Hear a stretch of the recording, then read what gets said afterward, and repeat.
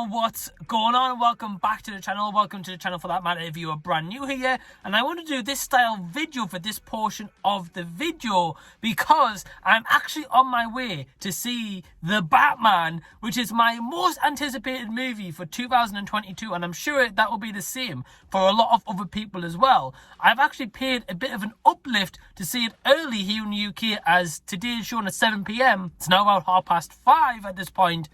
To actually see this as one of the first ever people in the UK to see it, besides obviously being invited by Warner Bros. As a press screening. And honestly, I'm so hyped for this movie, and I'm just so pumped to go and see this movie. Honestly, I've heard some good things. I've not really checked out many reviews because I don't really want my anticipation to kind of affect my anticipation for the movie. And of course, this one is directed by Matt Reeves after some kind of back history of Ben Affleck was originally going to do his own Batman movie, then decided to quit and he didn't want to kind of pursue that anymore. Matt Reeves kind of took the helm, and now we've got Robert Pattinson taken over as the lead role of Bruce Wayne / Batman. And honestly, I'm so excited. I've got my popcorn at the ready. I've got my can of Pepsi Max. I'm going to go get some sweets while I'm over there. And yeah, let's go check out The Batman.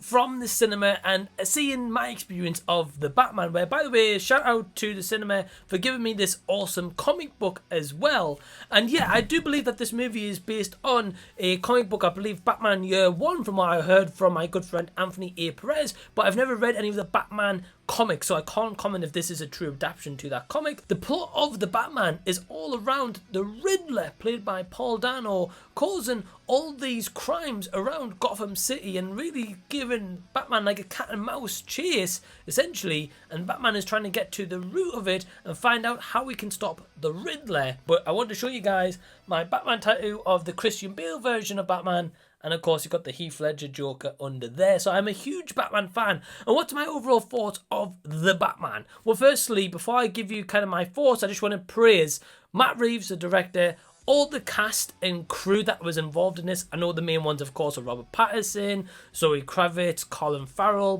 Dano, Jeffrey Wright, so many others. But I also want to give a big shout out to the cinematographer, who's Greg Fraser, if I've pronounced that correctly. And he's been over doing cinematography for The Mandalorian, Rogue One, and also most recently Dune, Vice. So this guy is very well versed in the cinematography. And what's my overall thoughts that you guys are wanting to know? This movie is incredible. It honestly really, really is. I guess even in the word epic. But I have got tickets booked for tomorrow and Saturday, and I'm going to be doing a spoiler discussion on the channel here on Sunday as well, with a couple of guests also. And I guess even then I can maybe give my full final verdict. But on first showing, yeah, this is just a movie centered around Batman, and so it should be. It's called The Batman. It's not called Batman and Friends or Batman and Villains, you know. It's just called The Batman. And this is more of a detective story, and more of a story that I believe we've never really seen in a Batman movie previously. But I believe that they have done it before in cartoon animation form before, but again, I've not seen those, so I can't comment truly. But this movie is just like grimy. It's dirty. It makes you really feel this atmosphere, which isn't a great place to be in, and that is all thanks and helm to the direction and the cinematography, and of course the acting plays a part of that. But I really felt like you were absorbed in this environment, at least I was, and this was my first ever time experiencing an IMAX experience. And what a way to do it for The Batman. At times my seat was shaking, sometimes I felt like it was actually rising up in the air, or the sound was amplified. And it was just a great experience, and I'm really glad I did it for the first ever time, especially seeing The Batman. And what I really love most about this movie, especially of this near 3-hour runtime, is I felt like I was in Gotham City. I felt like Batman was right there, and I could have seen him at any given moment ready to take out a bad guy, because this movie is what I wanted from a Batman movie since the Nolan trilogy. Because what I love about DC movies, and I will always say, and I'll openly say this right now, is I've always preferred DC to Marvel until the most recent years, when it's kind of got a bit more lighthearted, because when it was more of that darker, gritty, grimier, dirty, violent feel to it, that's what really absorbed me into it, because it was more grounded and it really looked more believable and felt more believable. And this movie was really giving me hope, because Robert Pattinson's version of Batman, Robert Pattinson's Batman is really ready to get his hands dirty. He's ready to beat someone up and get vengeance, as he says it in the trailer,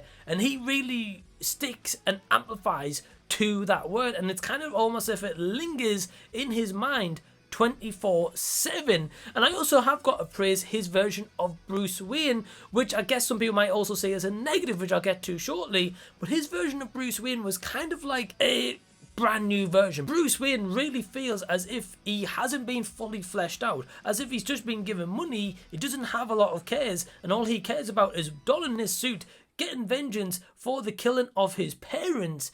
And really that is the forefront of his version of Bruce Wayne. He doesn't really care about giving money back into the city or trying to support other people. He's all about himself, even in terms of love interests. He doesn't care about that. He cares about vengeance and really being this towering, menacing figure, which I love the portrayal of that, because at the start of this movie, even throughout the end of the runtime, every time you see the bat signal, every time the city is dark, and really just pitch dark, I mean, not just dark in essence itself, you really feel like, shit, you do not want to be in the same room as the Batman. I generally felt like fearsome as such, and that's what it should be at the end of the day. This guy, although he is a vigilante for sure, it's meant to be where the bad guys, one look and one feel that they might think the Batman's going to show up, they are getting out of here and don't want to be there. And I loved that feeling vibe of it. Again, the acting all around is solid. Paul Dano, I've got to admit, has got to be one of my favourite villains, up there with Heath Ledger. Now, can I say that he's better than Heath Ledger? Well, it's tough, because obviously they're not playing the same character. They're playing two different individual characters. But I loved his serious take on the Riddler. I love how he was just a menacing threat and really just psychological villain that really held his own and also really got into the head of Batman. And that's the whole point of making a great villain like Heath Ledger did with his version of the Joker to Christian Bale's Batman. It's about getting in Batman's head, but also making them kind of look like they're very similar to a degree, you know.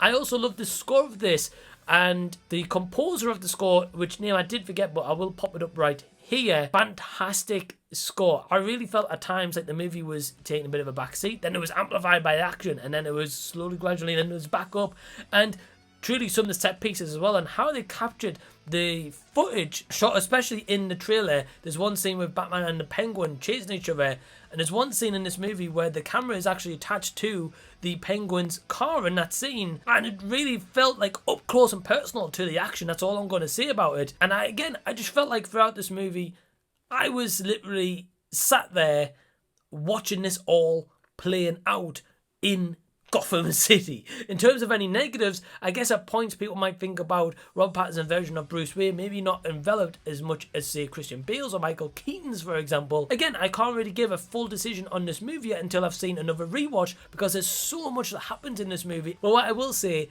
is the movie was incredible. Highly recommend you going out to check it, and I would love to hear your thoughts down below in the comments. In the meantime, though, my score for The Batman is... So again, if you've seen the movie or you're going to see it or you're anticipating or excited for it, leave any and all comments down below. If you've liked this video, please give it a big thumbs up and also subscribe to the channel if you already haven't. And until next time that I see you, I'll be seeing you later.